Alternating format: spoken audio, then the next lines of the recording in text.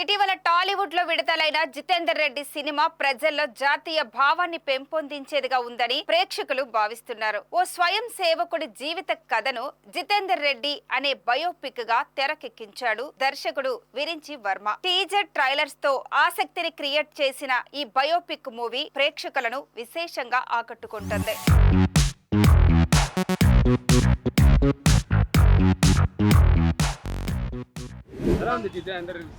జితేందర్ రెడ్డి చూడగానే దేశభక్తి ఉప్పొంగేలాగా యావత్ యువతరాన్ని మొత్తం ఉర్రు తొలగించేలాగా జితేందర్ రెడ్డి మూవీ ఉంది. ప్రతి ఒక్క ఏబీవీపీ కార్యకర్తనే కాదు, సాధారణ వ్యక్తిని సైతం చాలా ఈ మూవీ పట్ల ఆసక్తి చూపించేటట్లు ఏం జరుగుతుంది, ఈయన ఎలాంటి పోరాట పటిమ ప్రదర్శిస్తున్నారు అటువంటి సంగతి మనం క్లియర్గా తెలుసుకునే అవకాశం జితేందర్ రెడ్డి మూవీగానే చూడగానే మనకు తెలిసింది.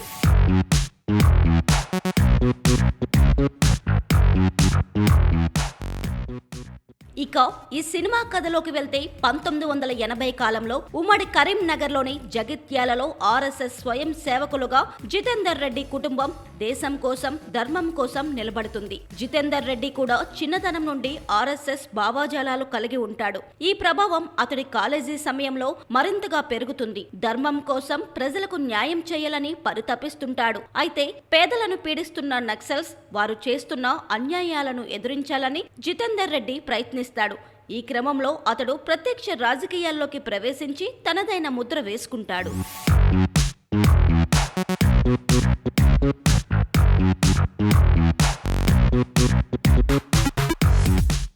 చిన్నప్పటి నుండి ఏబీవీపీ భావజాలంతో పెరిగిన జితేందర్ రెడ్డి నక్సలైట్లు చేసే అన్యాయాలను ఎదుర్కోవాలనుకుంటాడు. విద్యార్థి దశ నుంచే నాయకత్వ లక్షణాలు పుణికిపుచ్చుకున్న జితేందర్ రెడ్డి అధికార పార్టీకి మాత్రమే కాకుండా అన్నలకు కూడా ఎదురెళతాడు. ఈ క్రమంలో అతడు ఎదుర్కొన్న ఇబ్బందులను ఈ సినిమాలో దర్శకుడు ప్రస్తుతంగా చూపించడంతో సామాన్య ప్రజలు కూడా బాగా కనెక్ట్ అవుతున్నారు.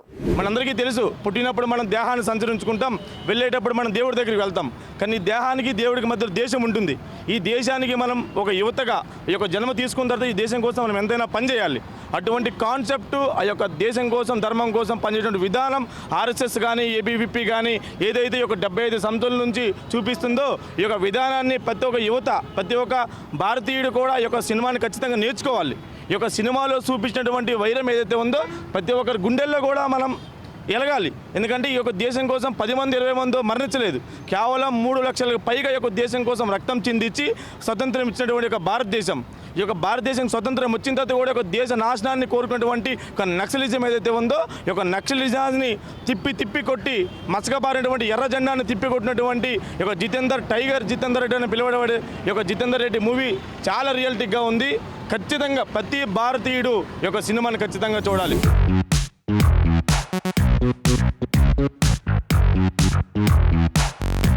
జితేందర్ రెడ్డి చిన్నప్పటి నుంచి జాతీయ భావాలు కలిగిన కుర్రాడు. ఆర్ఎస్ఎస్ ప్రభావంతో ప్రజల కోసం ఏదైనా చెయ్యాలనే ఆలోచనలో ఉంటాడు. తమ ప్రాంతంలో లెఫ్ట్ భావాజలం నక్సలైట్ల వల్ల అభివృద్ధి ఆగిపోయిందని నమ్మిన జితేందర్ రెడ్డి జనాలను చైతన్యపరచడానికి తనదైన శైలిలో ప్రయత్నాలు సాగిస్తాడు. ప్రజల్లో జాతీయ భావాలు పెంపొందించడం, వారిని ప్రగతి బాట పట్టించడమే లక్ష్యంగా విద్యార్థి దశలోనే రాజకీయాల్లోకి అడుగు పెడతాడు. తన లక్ష్యం వైపు సాగే క్రమంలో అతడికి నక్సల్స్ నుంచి సమస్యలు ఎదురవుతాయి. వాటిని తట్టుకొని అంచెలంచెలుగా ఎదుగుతాడు. జనాల్లో ఆదరణ పెంచుకుంటాడు. ఎన్నికల్లో పోటీకి కూడా సిద్ధమవుతాడు. దీంతో రాజకీయ నేతలకు కూడా అతడంటే కంటగింపు మొదలవుతుంది. ప్రత్యర్థులను ఎదుర్కొని విజయం సాధించిన జితేందర్ రెడ్డి పాత్ర జాతీయవాదుల్లో ఆసక్తిని రేకెత్తిస్తుంది.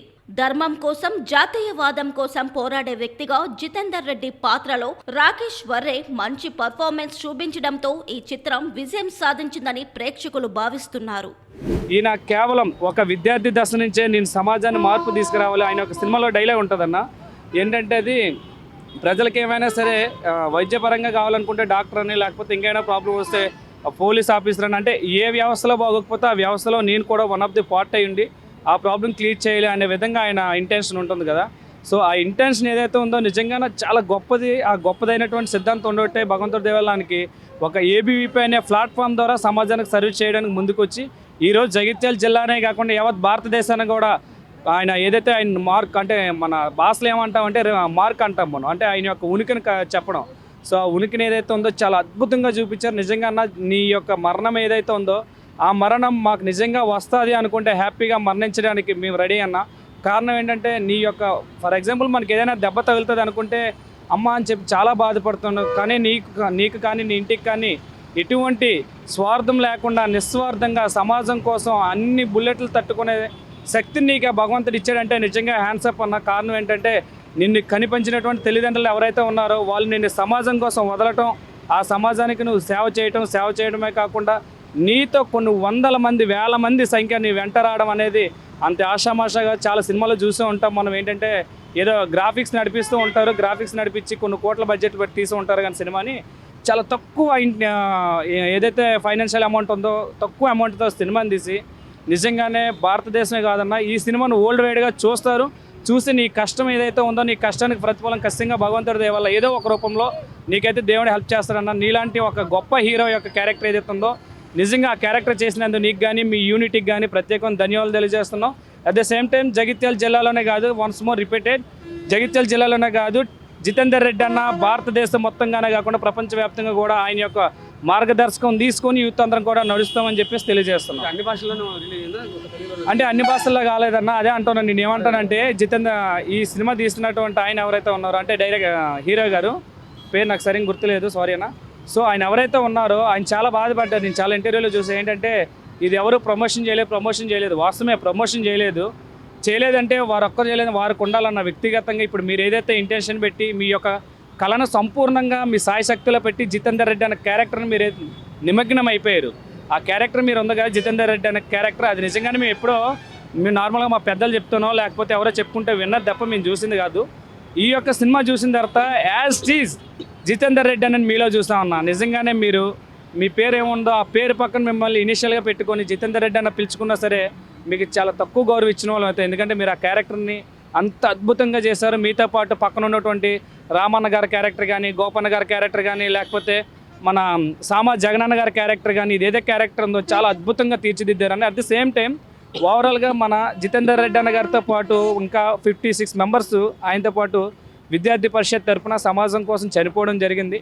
కాకపోతే వాళ్ళందరినీ బయటికి తీసుకొచ్చి ఉనికిని చూపించలేకపోయారు. కారణం ఏంటంటే కొంతమందికి దానికి అవగాహన ఉండకపోవచ్చు, కానీ జితేందర్ రెడ్డి అనే వ్యక్తి చెప్పాను కదా ఫస్ట్లోనే, ఆయన ఒక నిజంగా వ్యక్తి కాదండి, మహోన్నతమైనటువంటి ఒక జ్యోతి ప్రజ్వాల ఆయన. కాబట్టి ఆయన యొక్క జీవిత చరిత్రని బయటికి తీసుకొచ్చారు. నిజంగా మీరు తీసుకొచ్చినటువంటి ఈ సందర్భాన్ని చూసి యావత్ భారతదేశం గర్విస్తుంది. జితేందర్ రెడ్డి అన్న జోహార్.